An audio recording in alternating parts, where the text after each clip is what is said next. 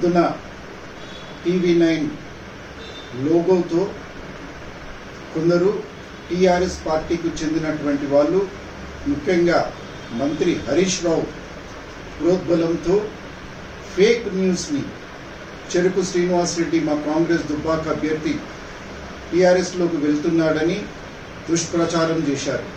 నేను దుబ్బాక ప్రజలకందరికీ కూడా విన్నవిస్తున్నా, ఇది తప్పుడు సమాచారం. కాంగ్రెస్ పార్టీ స్థైర్యాన్ని, కాంగ్రెస్ పార్టీ అభ్యర్థి గెలవబోతున్నాడని ఓటర్లను అయోమయానికి గురి చేస్తున్నారు. నేను డీజీపీ మహేందర్ రెడ్డి గారికి నేను ఒకటే విజ్ఞప్తి చేస్తున్నా, మీరు నిష్పాక్షికంగా దీన్ని విచారించి బాధ్యులైన వారిని వెంటనే అరెస్ట్ చేయాలి, మంత్రి హరీష్ రావుని అరెస్ట్ చేయాలి అని నేను మీ ద్వారా కోరుతున్నాను. దయచేసి దుబ్బాక ప్రజలారా, ఇది అత్యంత ఫేక్ న్యూస్. దీన్ని దయచేసి పట్టించుకోకండి. దయచేసి కాంగ్రెస్ పార్టీకి ఓటేసి గెలిపించాలని నేను కోరుతున్నాను.